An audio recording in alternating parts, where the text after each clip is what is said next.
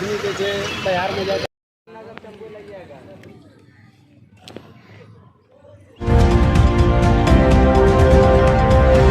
Banka police ने विशेष अभियान चलाकर वसूला 10,000 जुर्माना। शुक्रवार को बांका शहर के विजयनगर चौक पर स्पेशल ड्राइव चलाकर यातायात नियमों का उल्लंघन करने वाले वाहन चालकों से जुर्माना वसूला गया। सघन वाहन जांच अभियान का नेतृत्व कर रहे टाउन थाना के एसआई आलोक कुमार ने बताया कि विजयनगर चौक के समीप से बिना हेलमेट पहने, सीट बेल्ट लगाए और अन्य जरूरी कागजात के बिना गाड़ी चला रहे वाहन चालकों से 10,000 जुर्माने की राशि वसूल की गई और मौके से ही वाहन मालिक को और चालकों को हिदायत देकर छोड़ दिया गया।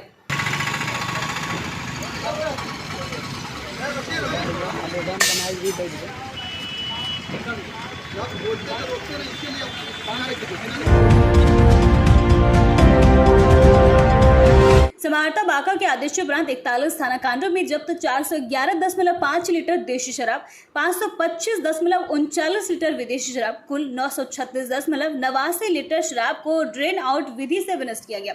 इसी प्रकार उत्पाद पक्ष के 10 कांड में जब्त 50 लीटर देशी शराब, 1751.565 लीटर विदेशी शराब, कुल 1801.565 लीटर शराब को विनष्ट किया गया।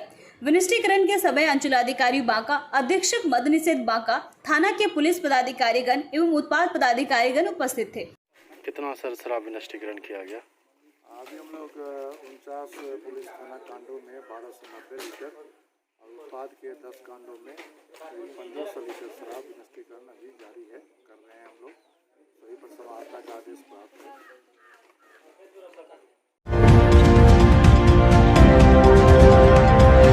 यूनिसेफ की सहयोगी संस्था प्रथम एवं एकीकृत बाल विकास परियोजना रजौन के तत्वाधान में किशोरियों के लिए 3 दिवसीय वित्तीय साक्षरता कार्यक्रम का उद्घाटन किया गया। प्रशिक्षण कार्यक्रम का आयोजन मध्य विद्यालय नरिप्पा में किया गया। प्रशिक्षण कार्यक्रम में रजौन प्रखंड के सरदार वल्लभ भाई पटेल किशोरी समूह एवं रानी लक्ष्मीबाई किशोरी समूह की 44 किशोरियों ने अपना पंजीकरण करवाया। वित्तीय प्रशिक्षण कार्यक्रम का उद्देश्य युवा किशोरियों को वित्तीय अवधारणाओं और कौशल को समझने, अभ्यास करने और खुद के लिए व्यवहारिक दृष्टिकोण विकसित करना है।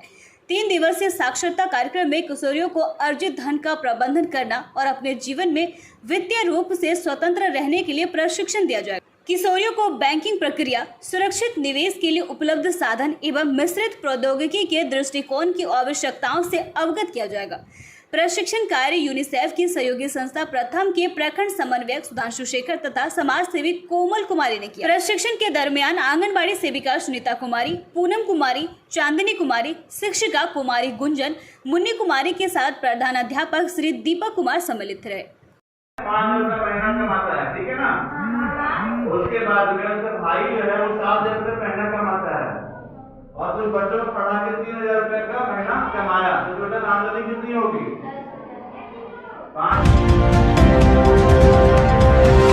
जिन बच्चों के हाथ में होना चाहिए कॉपी और कलम, उसके बीच बांटा जा रहा था नशीली खाद्य पदार्थ। मां भगवती की प्रतिमा विसर्जन के दौरान एक ऐसी तस्वीर देखी गई जिसे आप देखकर ही कहेंगे यह बिल्कुल गलत है, लेकिन क्या आपके कहने से या नहीं कहने से यह शख्स को कुछ फर्क पड़ने वाला है?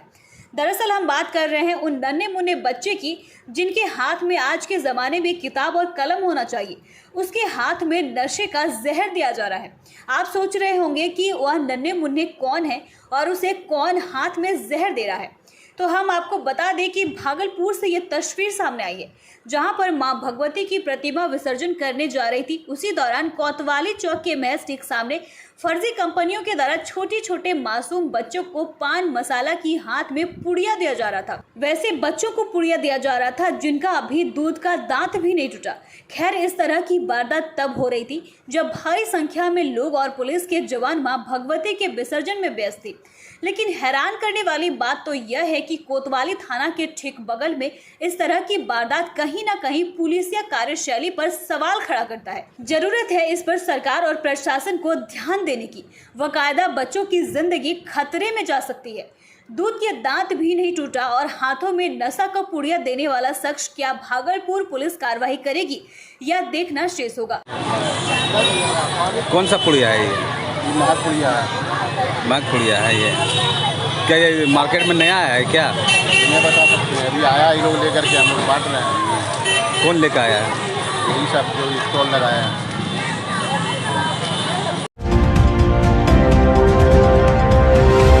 भागलपुर में डे केयर सोसाइटी की तरफ से जिले के 73 दिव्यांग बच्चों के बीच व्हीलचेयर और ट्राइसाइकिल बांटा गया।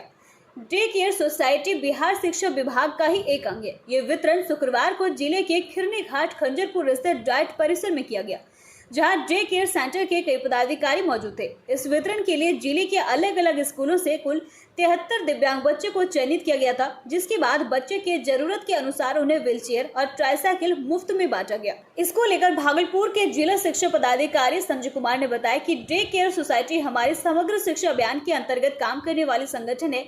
ये संगठन राज्य सरकार के द्वारा काम करने के लिए विधिवत है। इस संगठन के द्वारा 73 दिव्यांग बच्चों को ट्राइसाइकिल और व्हीलचेयर दी गई।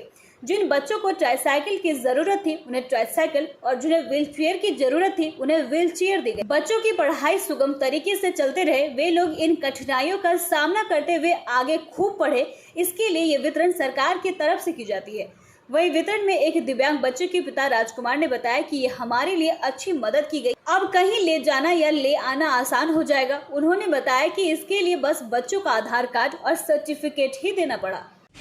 समग्र शिक्षा अभियान और समग्र शिक्षा अभियान के तहत काम करने वाली आनुषंगिक संगठन है डे केयर, जिसको राज्य सरकार के द्वारा काम करने के लिए विधिवत हैसियत दी गई है। तो इनके द्वारा बच्चों को 73 ट्राइसाइकिल एवं व्हील चेयर उपलब्ध कराई गई है। इन बच्चों के बीच है कि जो व्हील चेयर लायक हैं उनको व्हील चेयर, और जो बच्चे ट्राइसाइकिल चलाने लायक हैं उन्हें ट्राइसाइकिल उपलब्ध कराई गई है। ऐसे ट्राइसाइकिल और व्हील चेयर की है कुल संख्या 73 बच्चों के बीच वितरित की गई है। बहुत अच्छा महसूस हो रहा है कि बच्चे को ले जाने में दिक्कत ना हो, नहीं तो बहुत दिक्कत हुआ ले जाने के लिए। इसके लिए कोई चार्ज भी देना पड़ा गया था? नहीं सर, कोई चार्ज नहीं लगा था। कागज़ पर आधार कार्ड लगा था बस। भागलपुर में मिला दुनिया का छठा जहरीला सांप। रसेल वाइपर को देख ग्रामीणों में मचा हड़कंप, वन विभाग ने लिया अपने कब्जे में। भागलपुर में दुनिया का छठा सबसे जहरीला सांप रसेल वाइपर मिला है। रसेल वाइपर को देखते ही लोगों की हालत खराब हो गई। माना जाता है कि इस सांप का काटा इंसान पानी भी नहीं मांगता।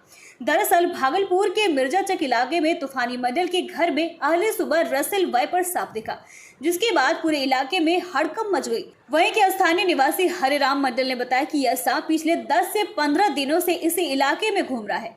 रात के समय बाहर निकलते पहले भी देखा गया है। शुक्रवार के दिन तूफानी मंडल की बेटी ने सांप को देखा, जिसके बाद गाँव वाले ने मिलकर सांप को पकड़कर बोरे में डाला। वन विभाग ने सांप को लिया अपने कब्जे में। सांप को पकड़ने के बाद ग्रामीणों ने वन विभाग को फोन किया, जिसके बाद सुबह 7 बजे वन विभाग की टीम मिर्जाचक पहुंची, जिसके बाद सांप को रेस्क्यू करके वहां से ले गई। गांव वाले ने बताया कि उन्होंने इसे अजगर समझकर पकड़ लिया था, जिसकी लंबाई करीब 3 फीट थी। लेकिन वन विभाग के अधिकारियों ने बताया कि यह रसेल वाइपर सांप है। ये सांप बहुत ही जहरीला होता है। इसके काटने के बाद शायद ही कोई इंसान जिंदा बच पाए।